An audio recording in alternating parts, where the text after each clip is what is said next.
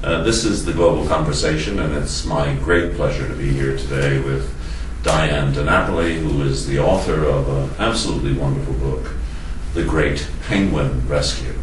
Now, the reason I have wanted to interview Dyan is because one of the topics that we talk about in this course is empathy.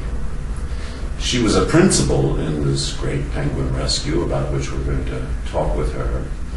It occurred 11 years ago. And in the effort that she and others made, you see the power of human empathy. And as some of you know, it's something I think needs to generalize ever more fully in our cultures. So it's my great pleasure to welcome you. Thank you. I'm absolutely delighted that we have this opportunity. Tell us a little bit about the background of what happened. Well, the ship, the Treasure, was traveling from Brazil to China. Yeah. And would you like me to speak over there? Yeah, no, just speak to them. Speak to you guys. So the ship was traveling, and it was an iron ore carrier, and it sank between two of the main breeding islands for the African penguin, between Robben Island and Dassen Island. And it happened to be the height of the breeding season, and it was the best breeding season on record. And so where this ship sank and spilled 1,300 tons of oil was their main breeding and foraging grounds. And so thousands of eggs and chicks were lost, and 19,000 adult penguins were covered with oil. And then ultimately another 19,500 penguins were moved from the area before they could get covered with oil and allowed to swim back to their breeding grounds, which luckily they managed to figure out. And how did you get involved in it? Why were you involved in this? I was working as a penguin aquarist at Boston's New England Aquarium at the time, and I had been there for 5 years, 3 years as staff, 2 years prior to that as an intern and volunteer. And we got a phone call 5 days after the ship sank. We knew what had happened. We'd been monitoring closely what was going on in South Africa, and we received a phone call from Estelle van der Meer, who was the center manager at SAMCOB, which is the premier rescue center of seabirds and penguins in Cape Town. And she essentially was calling zoos and aquariums all around the world, begging their penguin experts to come to South Africa to help them, because they had thousands of oil penguins and no experienced people to take care of them. So ultimately about 110 of us over the course of 3 months went in staggered shifts to South Africa to help train and supervise more than 12,500 volunteers who came to help. There's a number of interesting anecdotes in the book, and I'm wondering if you wouldn't tell us about a couple of them. As I think you know, one of the characters involved in this penguin rescue was a young woman named Didi Ettish. Tell us about Didi Ettish. Didi was a really extraordinary young woman. She was one of the Cape Town volunteers who showed up in the very, very beginning, before they even built this temporary rescue center to house 16,000 of the 19,000 oil penguins, because they didn't all fit in the local center. So in 3 days' time, this massive rescue center called Salt River was constructed from scratch. And she was there on the construction team in the beginning, helping to build this whole place. And then once the penguins started coming in, she was feeding the penguins and ultimately training other volunteers as they came in. After it became evident that there were going to be thousands and thousands of oil penguins, and SAMCOB, the local rehab center, was only designed to hold 2,000. And so at this point they had about 10,000, so they needed another place. So a temporary rescue center was constructed in about 3 days' time. It was called Salt River Rescue Center. And this young woman, Didi, was there from the very beginning. She was part of that construction team. She worked day and night. She worked harder than most people have ever worked in their lives. And then once the penguins started coming in, she began feeding the penguins and caring for the penguins. And then as more volunteers started arriving, she began training those volunteers as well. And she just proved to be extremely capable, responsible, competent. And they gave her more and more responsibility, essentially made her an area supervisor of a section of penguins. And And then about a week into the effort, IBRRC and IFAW came in to be the directors to kind of oversee things. Who are they? IFAW is the International Fund for Animal Welfare, and they oversaw the logistics. And IBRRC is the International Bird Rescue Research Center. They're based in California, and they're the worldwide experts at de-oiling wildlife. So whenever there's an oil spill, they're the first on the scene to train people how to clean the animals. And when they came, they instituted an age limit of 16. But weeks went by, and one day Dee Dee collapsed from exhaustion and dehydration and was brought to the hospital. And at that point, it was discovered that she was just 14 years old. 14 years old. 14 years old. Barely a teenager. My goodness. And so, this extraordinary young woman just had given so much of herself, and it just kind of blew everybody away that such a young person could be so responsible and so mature and take on so much at such a young age. Fantastic. Absolutely fantastic. And what do you know about her today? I mean, what has happened to her? Well, She's got to be in her mid-20s. She's 24 now. She's 24 years old. In fact, when I was writing the book, I Skyped with her. Skype is fantastic. And we had a Skype conversation and asked her, what is she doing now and how did this affect her? How did that experience change her or impact her? And she now is an artist, but she's a green artist. So everything she does is, using soy inks and recycled paper, and it's really her mission to make sure more people are more conscious of being green and living that type of a lifestyle. Isn't that fantastic? Yeah. I mean, an inspirational young person. There were a couple of other incidents. I found one particularly amusing, and which I think everybody would be interested to hear about this, and that's the penguin escape. One of them had managed to get away, and actually you had to get police or something to get this penguin. Tell us about that. There were a few wily penguins that made their escape from this huge rescue center, and one of them, apparently one day, about a mile and a half away from the rescue center, in the middle of downtown Cape Town, police started getting phone calls about this penguin wandering around. And so, somebody in the area finally responded and saw this penguin and caught it and put it in the back of his vehicle, of his police vehicle. But then he got a call saying, there's a robbery in progress. So he had to go apprehend this criminal. And then he put the criminal in the back. And, the story is that the two were eyeing each other quite suspiciously in the back of the vehicle. And he dropped off the criminal at the police station and then brought the penguin to the rehab center. That's fantastic. And this penguin then probably made it back out to sea itself. Hopefully it did. Yeah. Indeed.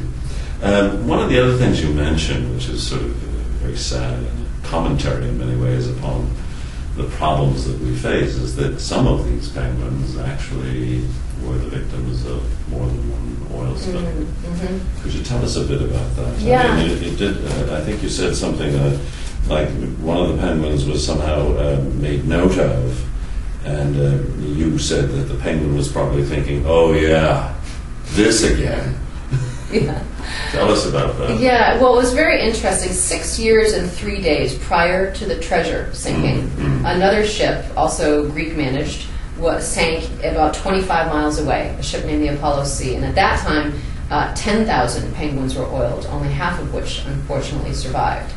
Through the lessons they learned in that, we had a 95% success rate this time. But a lot of the 5,000 penguins that did survive, all these penguins have bracelets on their wings. They're banded prior to release, so scientists can monitor them.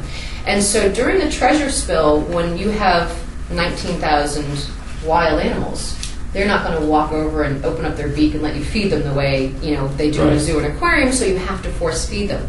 But to reduce the stress on them and on the people, eventually we trained them how to free feed, to come over and take food from our hands. And there was a process. It took 3 days to a week. But the interesting thing that we noted was that the first penguins to make that transition to free feeding already had a bracelet on their wing from the Apollo C spill. So it was the birds that had gone through this before, and something in their brain clicked, and they realized, you know what, this is easier than being grabbed and manhandled and force-fed. So they were the first birds to transition into that free And did they feeding. socialize other birds as well? They did, absolutely. Yeah. So the other birds watched them? Yes. and Yes. learned that humans were okay, Right. except that they occasionally spill large amounts of oil. Right, exactly, yeah. Yeah. No, they did. They are very smart, very adaptable birds, and you could see the birds that didn't have any bracelets kind of watching them and figuring it out. Is that part of their attraction for us humans, that they are so intelligent? I think part of it is that part of it, there's something comical about a penguin. You know, there just is. Do they tell jokes? None that I've heard, but you know, I think their upright posture as well, Mhm. because they are so upright and they waddle more like a person than like another animal. How many years had you been working with them at the Boston Aquarium? When this oil spill occurred, Yeah. I had been staff for 3 years, and then 2 years before that I had been a full-time intern and a volunteer. So 5 Right. years 5 total years. before this was. Yeah, and you had come to love them. Yeah. Oh, yeah. I mean, they're you know, it doesn't take long to kind of fall in love with a penguin because they're just they're very engaging little critters. Longer than humans, or Yeah. No, shorter. Shorter.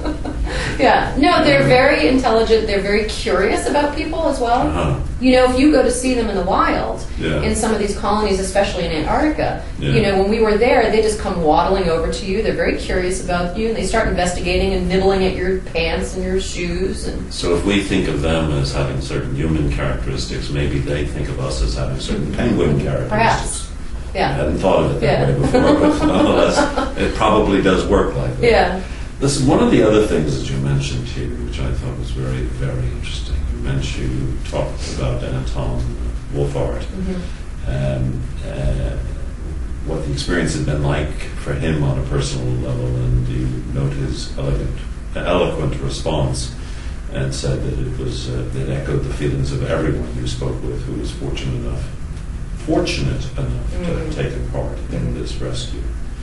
And you quote him as saying, I remember occasionally thinking that it was amazing how many people from all over the world had taken an interest in the spill and the plight of the penguins. It was really inspirational and had a very positive influence on others. There was an amazing sense of camaraderie, passion, commitment, and common purpose that must have contributed hugely to the final success of the rescue operation. And he says a few other things, and then says, what made the experience so rewarding for those involved is that we could see the tangible outcomes of our efforts so quickly, such as birds being cleaned and released. You really felt like you were making a difference. And then you comment on your own sense of this, and you talk about, as a child, you felt that you had to do something significant with her go down. Could you talk about that a bit? I just always had this innate sense. I mean, I always loved animals from as far as I can remember. I just always felt drawn to them, very connected to them. Yeah. And somewhere inside of me, I felt as though I was destined to do something important to help animals. And I didn't know what it was. I always was very concerned about endangered species and wanted to do something to help them, but as one person, you think, I'm one person, what can I possibly do? Right. And, you know, I mean, what I've learned over the years is everything starts with one person and one idea. Say that again. Everything starts with one person and one idea. Yeah. And then you find like-minded people. And that's Surprisingly, how you do. Yeah. I think once you commit to something, suddenly sort of the universe transpires to make it happen when you're fully committed. When you really decide, I want to do this, I want to make a difference about this. And you'll start drawing people to you that have similar interests and similar desires and similar passions. And that's how movements get started. Right. It really is eloquent. The other part, as you will well recall, you talked too about after you returned from South Africa, and you gave your first public presentation, and your wise and insightful friend and mentor, Susan Brown, was in the audience. And at the conclusion of the program, she raised her hand to ask you a question. She asked, why do you think so many people came to volunteer? And you said, to help save this vulnerable species from extinction. And she said, no. She then asked you what really brought them there. What did you say? It was love. It was love. It was love that brought them in.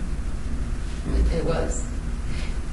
And it was so extraordinary, both what Anton was saying and my response to that, to see the human response to this animal crisis. Right. And to see thousands of people who did not have to be there. We were experts, we were professionals, the 100 of us or so. The 12,500 volunteers, they did not have to be there. They weren't professionals. They didn't have any experience doing anything like this. You said some of them came in elegant clothing to work, and wherever, businessmen and ladies, and Oh, with their big diamond rings and their coiffed hair, and homeless, and kids and adults and everybody. There was this outpouring of care and concern and love for these animals, and people just felt compelled to do something to help, and so they came. And that, to all of us, was so inspiring and so moving and so overwhelming that whenever we talked about the volunteers or thought about the volunteers, or the media would interview us and ask us about the volunteers, it didn't matter who it was, man or woman, you'd say a sentence and then just start crying. You'd just break down, because it was so moving and so stirring to see how much these people cared. Right. Yeah. Now, unfortunately, there's another tragedy and another rescue in the works as we speak. Yeah. This is early April 2011. Yeah. Tell us what's happening. It's really devastating. A ship, the MS Oliva, sank on the 16th of March. In the middle of the southern Atlantic Ocean, it rammed full speed ahead, going 14 knots, into this teeny tiny speck, a mile and a half across, called Tristan da Cunha. And the actual island was Nightingale Island. It's part of this Tristan da Cunha Island group, which is an area that is so pristine, so remote. There's not even an airstrip there. It's so remote. The only way to get there is by boat, and that's a 5 to 7 day journey from South Africa. And millions of seabirds nest there.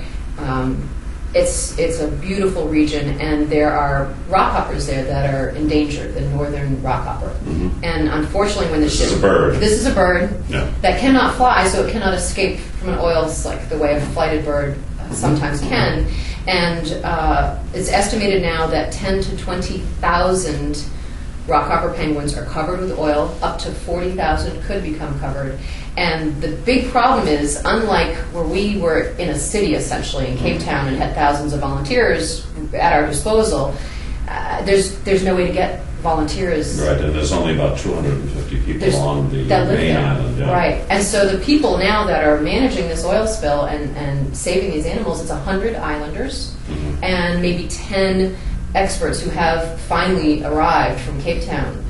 So they have a monstrous job at hand. And you note towards the end of the book that penguins, the population of African penguins, has been dropping significantly. Very much so. And not only African penguins, but all penguin species. For the last 50 to 100 years, but for the African penguins in the last 10 years, since this oil spill, we were very successful, saved 95% of them, but their population is now half, but actually less than half of what it was when we left South Africa 10 years ago. And that's not because of the impacts or the after effects of oiling. They actually do extremely well after being rehabilitated from an oil spill. It's because of starvation, and that's primarily because of overfishing and because of global warming. Because the climate, what happens with global warming is the sea temperatures rise and these cold water currents shift and move, and they go further and deeper. And so the penguins, they're bound by how far they can swim. They can't fly to follow food. Right. They can only go so far to get food swimming. And so the fish is now further away from their breeding grounds and their nesting grounds. And so a lot of them, their chicks are starving, the adults are starving, and so these two things together seem to be having the greatest impact on their population. What do we need to do? Oh, so much. There's a few things that I think we need to do. We need to reduce our reliance on fossil fuels. We need to I think it's a very enlightening exercise. If your students haven't already done this, I recommend it, is to determine what your carbon footprint is. They've done that? Yeah. Good. Okay. I think it's very enlightening. Well, they're doing their ecological footprint. Oh, okay, even better then. Broader. Even better, good, Yeah. okay.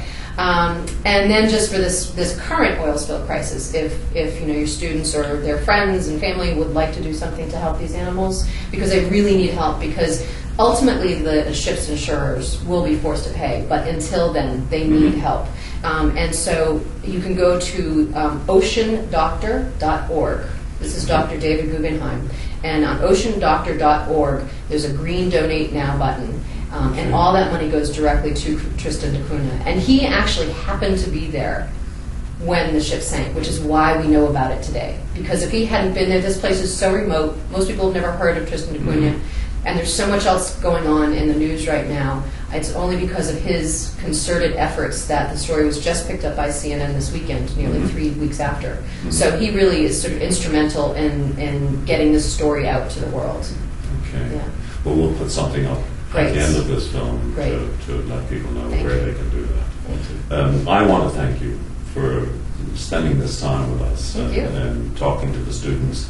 The book is The Great Penguin Rescue by Dyan deNapoli, and you can find more about Dyan at The Penguin Lady. Is it Penguin Lady? Just Penguin Lady? It's The Penguin Lady. ThePenguinLady.com.